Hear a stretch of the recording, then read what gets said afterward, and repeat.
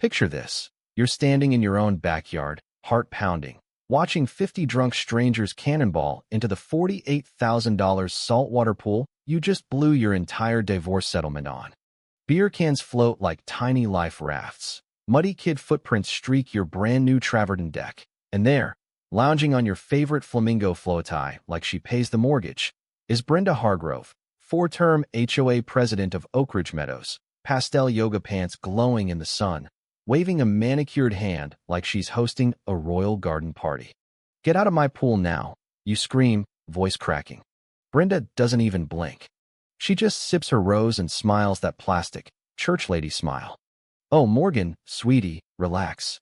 It's a mandatory community fundraiser. Didn't you read the new bylaws addendum? All backyard amenities are shared resources now." The nerve. The absolute gall. You'd moved here 6 months ago thinking you'd escaped hell. Turns out hell had a welcome committee with clipboards. Let me back up. My name's Morgan Ellis. 18 months of screaming lawyers and custody battles left me with $92,000 and a burning need to start over. So I bought this corner lot in Oak Ridge Meadows, 152 picture-perfect homes, $310 monthly HOA fees, and the illusion of peace. The previous owner, sweet old Mr. Sullivan, had lived here 25 years without a single complaint. When I toured the place, the faint smell of pipe tobacco and fresh-cut grass still hung in the air like a promise. My deed literally said, "Private pool installation rights granted." 3 little words that would ignite World War suburbia. But every paradise has its predator. Meet Brenda Hargrove, 54, surgically perfected blonde bob that never moves in wind, always in pastels that scream, "I brunch therefore I am," and a white Escalade so shiny it could blind pilots. She runs our little slice of hell like a personal fiefdom. My first brush with Her Majesty came during construction week 2. 7:45 a.m., 15 minutes after quiet hours, and there she was on my porch, clipboard clutched like the 10 Commandments. "Morgan, darling, we have a situation." Her voice dripped artificial honey that made my coffee taste like battery acid. "Multiple residents have complained about the noise. The community has standards, after all. Multiple complaints." I knew exactly 4 neighbors by name. She'd been timing my crew with a stopwatch, photographing license plates, the whole paranoid spy routine. "I personally observed your workers at 7:47. Clear violation. That triggered an emergency HOA meeting in the beige community center that smelled like burnt Folgers and broken dreams." Brenda packed the room with her loyal minions and graciously granted me 3 whole minutes to speak. "We simply want what's best for property values," she announced, smile sharp enough to slice bread. The way she said, "we," while boring holes through my soul made my skin crawl. But Brenda's real power move came next. My pool build got delayed 3 weeks because she kept challenging perfectly legal permits. Turns out she'd called my contractor pretending to be county compliance. "Ma'am," she seemed official, the poor guy confessed later. "Had forms and everything. Said you might lose the house if we continued." The audacity was almost impressive. Construction finally resumed, and Brenda launched daily surveillance missions. Every morning at 8:01 sharp she'd materialize with her sacred notebook, documenting phantom violations while photographing my guys from 17 angles.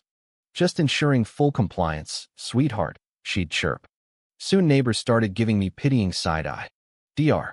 Lena Torres, our pediatrician 2 doors down, whispered warnings about Brenda's past victims.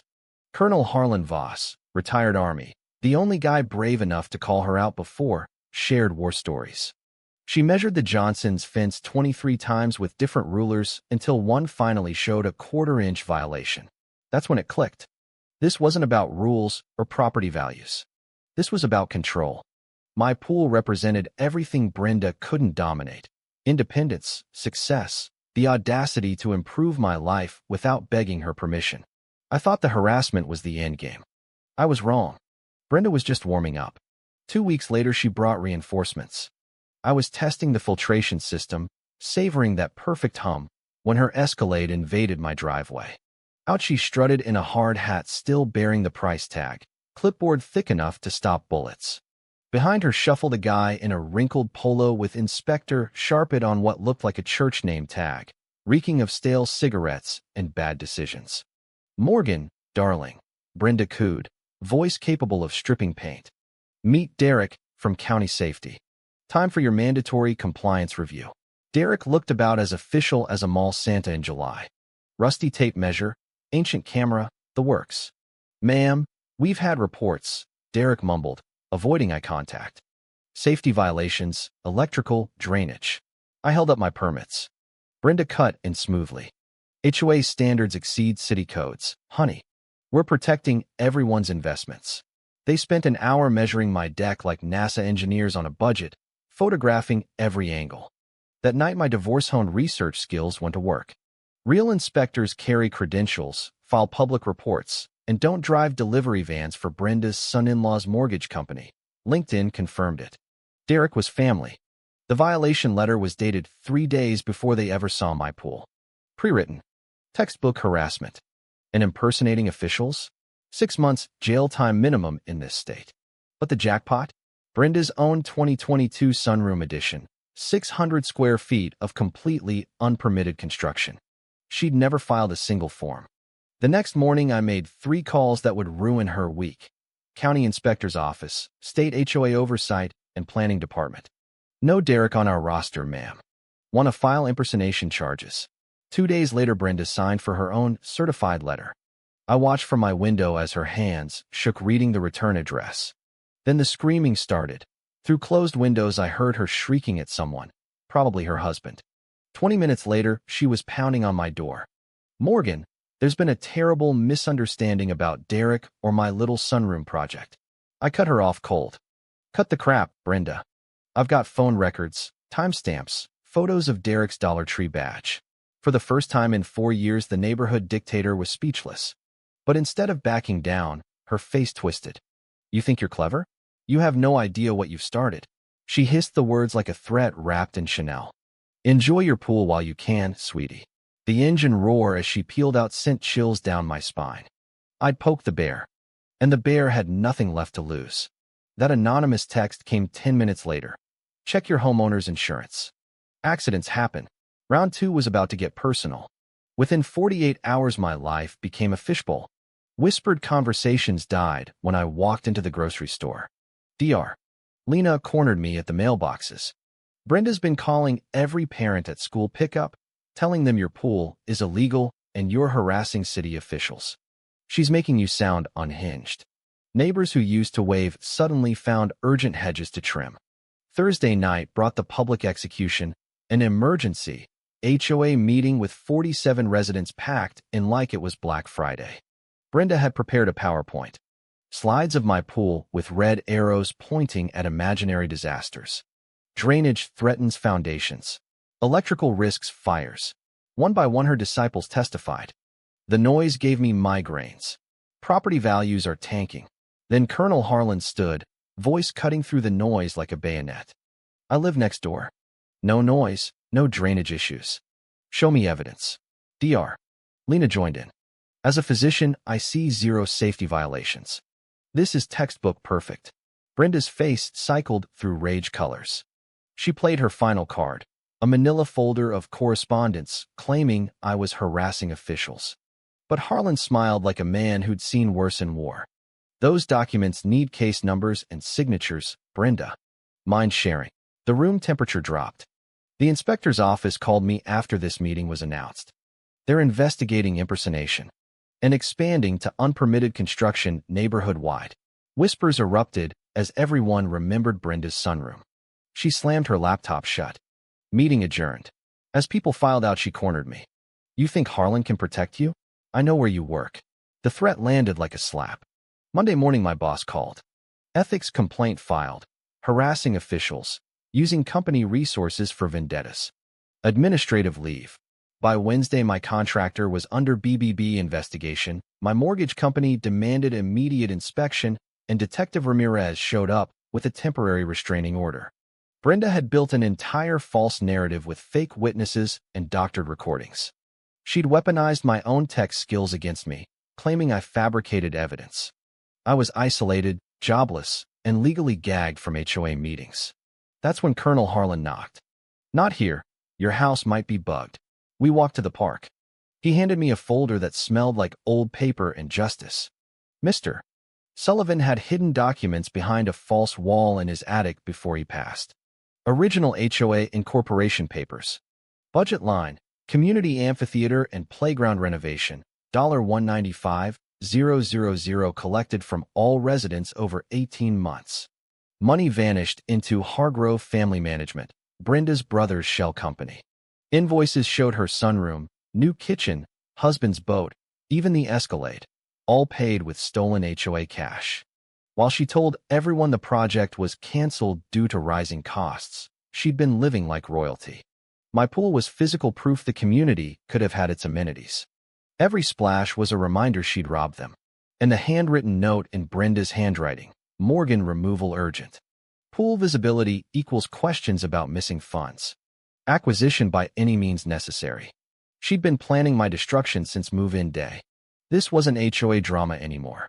This was organized crime wearing khakis. We built an alliance. Dr. Lena brought her ex-husband, a federal prosecutor. Harlan's niece Jessica, digital forensics expert, drove in from Denver with equipment that looked like NASA. We had recordings, bank trails, emails about problem resident removal, texts planning insurance fraud. Jessica even found evidence of similar scams in 3 other communities. RICO territory, racketeering, wire fraud, mail fraud. Federal prosecutor confirmed. 20-year sentences if we move fast. But Brenda was liquidating assets and planning to disappear. Friday morning, she threw the invasion party anyway. Catering trucks, tables, sound system, all set up in my yard like it was public land. Community unity event, she'd announced on the group chat. Bolt cutters on my gate. 50 people who'd received her anonymous letters calling me unstable showed up ready for blood. Her husband carried gas cans and electrical tools disguised as repairs. Jessica's surveillance van caught everything. Encrypted messages planning a gas leak accident during the chaos. They were going to kill me and call it an electrical fire from my illegal pool. The crowd chanted, "Come out, troublemaker." Brenda took the mic by my pool. Today we reclaim what belongs to all of us. Her brother started setting up demolition gear. I was trapped inside, outnumbered 50-1, federal backup still minutes away. Then flashing lights painted the walls. Not just local cops, FBI tactical, state police, news vans. Agent Ramirez's voice boomed. Federal warrants for Brenda Hargrove, her husband, and Derek on racketeering, conspiracy, and attempted murder. Brenda's face went ghost white. This is harassment. Morgan bribed them. But Colonel Harlan stepped forward. Where's the $195,000 you stole from the amphitheater fund we all paid for? The crowd's anger pivoted like a tidal wave. You stole our playground money? Mrs. Patterson screamed. Agent Ramirez played the recording through Brenda's own sound system. Her voice crystal clear. Morgan problem needs permanent solution. Make it look accidental during the gathering. Silence fell so hard you could hear the pool filter humming. Handcuffs clicked. Brenda shrieked as they led her away. Neighbors who'd turned on me now apologized through tears. 6 months later, I'm floating in that same pool while kids from the new Kowalski Memorial Playground splash around during weekly community barbecues. The recovered funds plus penalties built the amphitheater Mr. Sullivan always wanted, plus a real playground. Dr. Lena won HOA president in a landslide and imposed term limits and transparent audits. Harlan became treasurer. Jessica's forensics business now helps homeowners nationwide.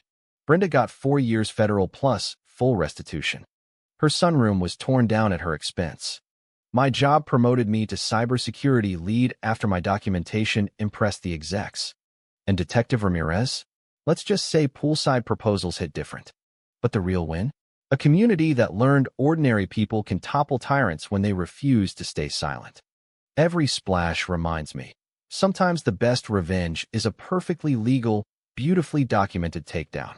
So tell me, were Brenda's bylaws really about protecting property values? Or was she just a thief in pastel pants who finally met her match? Was Morgan the villain for fighting back? Or was the real crime letting Karens like Brenda run neighborhoods unchecked? Drop your verdict below. You decide who was truly in the wrong.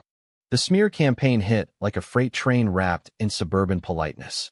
By Tuesday, my inbox was flooded with concerned neighbor emails quoting Brenda's lies word for word. Wednesday, the mortgage company called demanding I prove the pool didn't violate my loan agreement. Photos Brenda had anonymously supplied showed structural changes that didn't exist. Thursday, Detective Ramirez returned with sworn statements from 3 elderly residents claiming I'd been terrorizing them with late-night calls and threats.